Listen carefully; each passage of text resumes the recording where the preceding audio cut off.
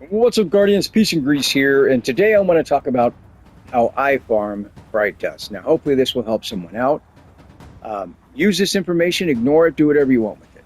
But I'm just going to put it out there because maybe there's somebody that needs this information. So, let me start by saying when we talk about farming Brightdust, it's not really a question of how, but where. And what I mean by that is that there's really only one location that you can quote farm Brightdust, and that is in the portal under the seasonal hub, completing these various grades of orders. Now, there are three types of orders. There's a common order like these, which are like gray, white. These award 10 Brightdust for completion. There's legendary orders, which have a purple icon here, which award, what is it, 100 Brightdust, I think? And then there's exotic, which have a yellow icon here, which award 200 Brightdust, if I recall correctly. However, if you hit the cap, then you only get 20 Brightdust for the legendary and 30 for the exotic. So, however, with that being said, if you absolutely hit the ceiling, you don't even get Brightdust anymore. You get Glimmer. And unfortunately, Bungie has drastically cut the amount of Brightdust that we can earn in a season, which really freaking sucks. But I digress. So, okay, well, if it's not a question of how to farm Brightdust, but where do I suggest? Well, my preferred location is actually going to be on the Cosmodrome here, and that's going to be in this dungeon, Grasp of Avarice. Now, I know for some people, I say dungeon and people start to get a little nervous. Trust me, it's not a big deal. When I say dungeon, this is actually a really good dungeon. It's a good dungeon, but that's not why we're here. We're not here to actually complete this dungeon. We're only here for the first part of it. I'll explain more once we're here. Okay, so why do I choose this location? The first is because since it's a dungeon, I don't have to worry about any other players getting in my way. So that's the first thing. The second thing is the ads in this encounter constantly respawn. You could stay here 100 hours if you wanted to, and the ads would constantly respawn. Right? The third reason is the type of ads. These ads are all tissue paper. You've got a metric ton of thrall, which we all know are tissue paper. You've got a handful of acolytes, which we all know are tissue paper, and we've got a couple of red bar wizards that just respawn every once in a while, which we know are tissue paper. Meaning that you can complete your orders very quickly, very easily, and most importantly, most efficiently. That's why I choose this location. Now, there is no respawn restriction, so if you die, it's not a big deal. It doesn't matter. You can just respawn infinite amount of times if you need to.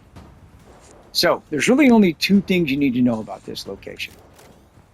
Obviously know what you need to do to complete your orders, what weapons, what subclass, etc., you need to do if you need to get supers, etc. But when you kill an ad in this dungeon, they're going to drop what looks like an engram. However, this is actually not an engram.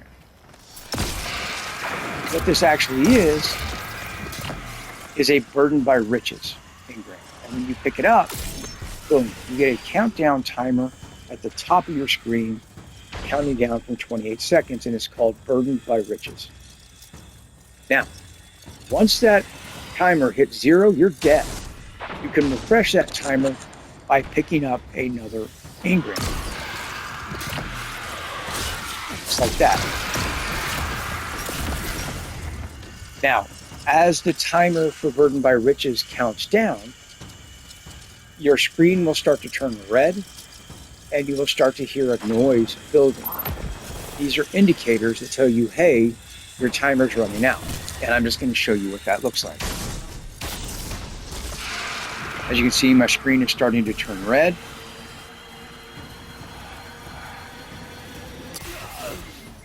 Yeah, just that simple. But again, there's no respawn restriction here, so respawn a million times if you want to.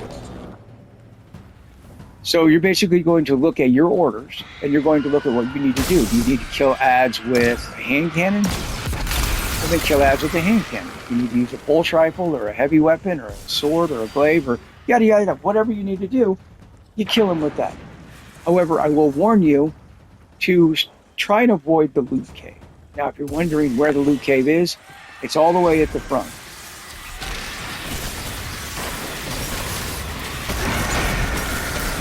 This is the loot cave. The reason why I suggest you stay out of here is you see this crystal here in this cave? This actually bleeds the burden by riches off of it. Once you bank enough by standing next to this crystal, the floor in this cave will disappear, and thus begins the next encounter in this dungeon. What you need to know is that all of the ads out here immediately despawn, gone, and they will not respawn again. So if you actually complete this, there's no more ads. All of these ads are done. So that's why we don't want to be in here. Sure, if you need to zip in here real quick, grab some heavy, grab some special, grab some orbs, that's fine, as long as you get in and get out. But even if that happens, it's not the end of the world. Because you can just go to orbit, reset your checkpoint, and come right back down here again and continue. So, again, this is kind of how I prefer to complete them. However, with that being said, I know a lot of people, I have a friend in particular who hates, absolutely hates the whole burden by riches mechanic. So he actually refuses to come here. No matter what, he doesn't want to be here because he doesn't like that mechanic. Because everyone's different, right? Now, again, I'm not saying that there's a right way or a wrong way to farm out Brightdust or complete your orders. You do you. But again, I figured I'd put this out here in case it could help someone.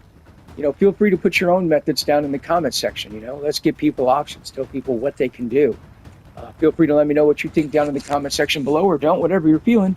And until next time, peace out. Oh, by the way, new mic setup. Tell me what you think about the mic.